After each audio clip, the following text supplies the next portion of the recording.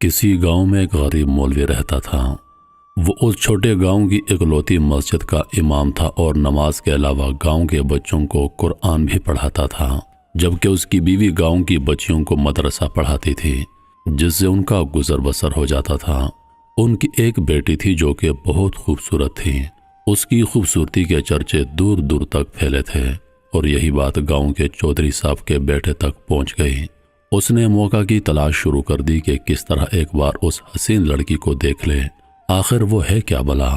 ایک دن وہ مولوی صاحب کے گھر چلا گیا۔ کچھ نیاز وغیرہ دینے کے بہانے مولوی کی بیٹی کا دیدار ہو جائے گا اور اس طرح وہ اپنے مقصد میں کامیاب ہو گیا۔ جب امام صاحب مسجد میں نماز پڑھا رہے تھے تو اس نے دروازے پر دستک دی اور مولوی کی بیٹی کی آواز آئی، کون؟ اس نے کہا کہ اس کے پاس کچھ سامان ہے جو چودھری صاحب نے بھیجا ہے، وہ لے لیں۔ لڑکی نے کہا، آپ دروازے پر رکھ دیں، میں اٹھا لوں گی۔ اس نے سامان رکھا اور وہیں انتظار کرنے لگا۔ جب لڑکی نے سمجھا کہ سامان رکھنے والا چلا گیا ہے تو اس نے سامان اٹھانے کے لیے دروازہ کھولا تو اس لڑکے نے اسے دیکھ لیا۔ دیکھا ہی نہیں بلکہ اس پر عاشق ہو گیا اور وہیں اپنا دل دے بیٹھا۔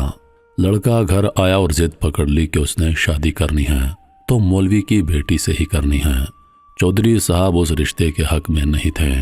انہوں نے بیٹے سے کہا کہ میں جا کر مولوی صاحب سے بات کرتا ہوں۔ چودھری صاحب آئے اور مولوی سے کہا کہ میرا بیٹا شراب پیتا ہے، جوا کھیلتا ہے اور ہر برائی ہے اس میں۔ میں اپنے بیٹے کے لیے آپ کی بیٹی کا رشتہ مانگنے آیا ہوں۔ اگر آپ انکار کریں گے تو میں ہنسی خوشی چلا جاؤں گا۔ یہ نہ سوچنا کہ میری ناراضگی آپ کی زندگی میں کوئی خلل ڈالے گی۔ اب ظاہر سی بات ہے مولوی صاحب نے انکار ہی کرنا تھا۔ چودھری صاحب گھر آ گئے اور بیٹے سے کہا کہ مولوی نے انکار کر دیا ہے اور اب دوبارہ کبھی اس گلی سے بھی نہ گزرنا۔ لڑکے کو بہت غصہ آیا کہ اتنی دولت، عزت اور شہرت کے باوجود مولوی نے یہ رشتہ کیسے ٹھکرا دیا۔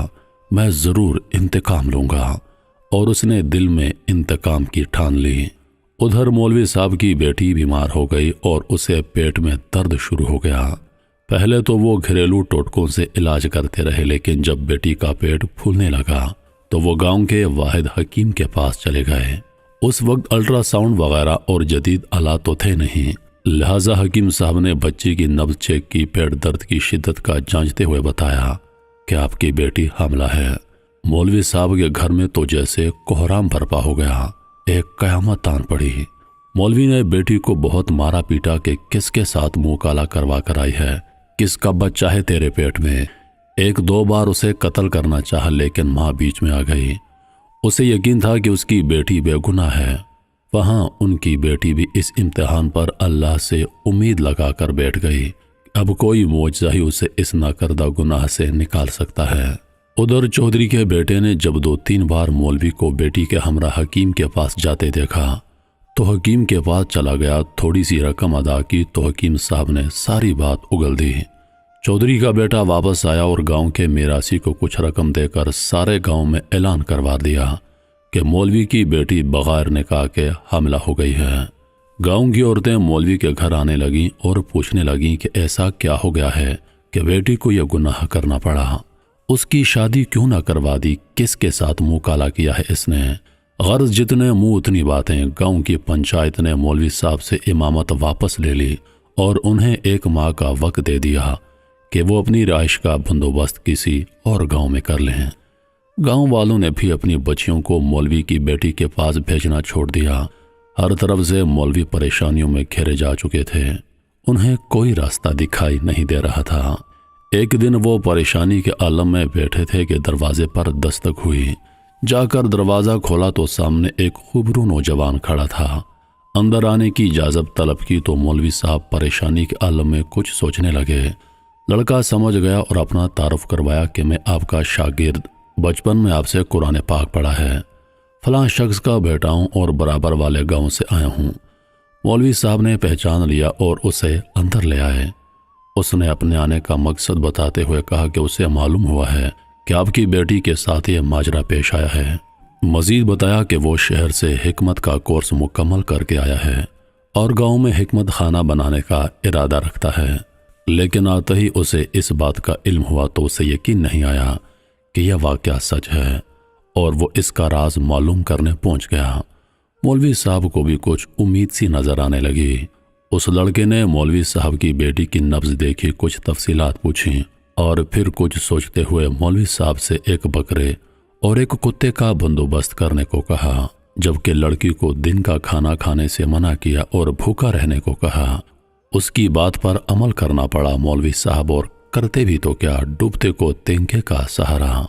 रात तक सारा बंदोबस्त कर दिया गया। लड़के यानी हकीम ने गांव की कुछ मोअज़्ज़ज़ औरतों को भी बुलवा लिया और उनसे बकरे का गोश्त पकाने को कहा। जब गोश्त पक चुका तो उस लड़के ने लड़की से कहा कि पेट भर कर गोश्त खाए। लड़की भी सुबह से भूखी थी, जी भरकर गोश्त खा लिया। जब लड़की ने गोश्त खा लिया तो उस वक्त तक मोहल्ले के कुछ मजीद लोग भी मौलवी के घर बाहर जमा होने शुरू हो गए कि यहाँ क्या माजरा चल रहा है। उस लड़के ने मौलवी साहब की बेटी को बुलवाया और दूसरे कमरे में ले गया जहां उसने पहले से कुत्ता ज़िबा करके रखा हुआ था। उस लड़की को बताया कि जो गोश्त उसने खाया है वो इसी कुत्ते का गोश्त था। बस फिर क्या था, लड़की ने उल्टियां शुरू कर दी और जो कुछ खाया था सब बाहर आने लगा।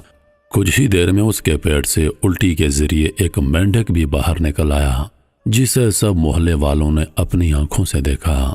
जैसे ही मेंढक बाहर निकला, लड़की को कुछ सुकून सा महसूस होने लगा। तो वो लड़का कहने लगा कि इस लड़की ने किसी नदी या दरिया का पानी पिया था। उस वक्त छोटा सा मेंढक का बच्चा इसके हल्क के जरिए पेट तक जा पहुंचा। जब वो मेंढक का बच्चा बड़ा हो गया तो उसे तकलीफ शुरू हो गई और इन्फेक्शन की वजह से पेट भी फूलना शुरू हो गया। गांव के सब लोग उस लड़के की जहानत और हिकमत देख चुके थे और उस लड़की की पाकदामनी भी सब पर वाज़ेह हो गई। मौलवी साहब ने उस लड़की के इसरार पर अपनी बेटी का निकाह उस नौजवान से कर दिया और यूं वो हंसी खुशी अपनी ज़िंदगी बसर करने लगे। मोहतरम अजीज दोस्तों, कहानी का हासिल सबक यह है कि सुनी सुनाई बातों पर यकीन नहीं करना चाहिए। हुजूर पाक सल्लल्लाहु अलैहि वसल्लम का इरशाद पाक है कि तुम कभी भी सुनी सुनाई बातों पर यकीन मत करना जब तक उनकी तहकीक न कर लो। आज हमारा अलमिया यह है कि हम सुनी सुनाई बातों पर यकीन कर लेते हैं, बात की गहराई तक नहीं जानते, उसकी हकीकत मालूम करने की कोशिश नहीं करते, उस बात की तस्दीक नहीं करते। जैसे हमारे मुआशरे में कई रिश्तों में दरार पड़ जाती है, कई लोगों में दुश्मनियां पैदा हो जाती हैं, कई लोगों को बदनामी का सामना करना पड़ता है। इन्हीं लफ्ज़ों के साथ मैं इजाज़त चाहूँगा, इस उम्मीद के साथ कि सांसों ने वफा की। तो अगली बार एक और वीडियो लेकर आपकी खिदमत में हाजिर होऊंगा। तब तक के लिए खुदा हाफिज़। अल्लाह पाक आप सबका हाफिज़ व निगहबान।